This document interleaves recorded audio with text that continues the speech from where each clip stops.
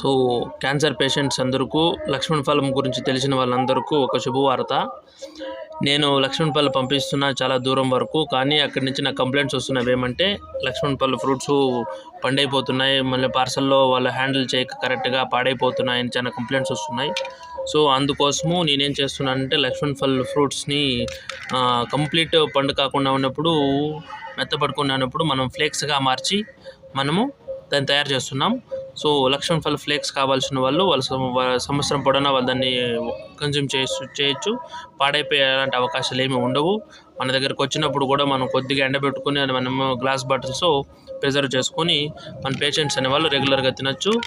పండైనప్పుడు తినడం కొద్దిగా కష్టము, కానీ ఇలాంటి ఫ్లేక్స్ మనము నిదానంగా చూ చేసుకొని సహా తినవచ్చు. పేషెంట్స్కి చాలా ఉపయోగం అవుతుంది. కావాల్సిన వాళ్ళు మమ్మల్ని సంప్రదించండి. Thank you.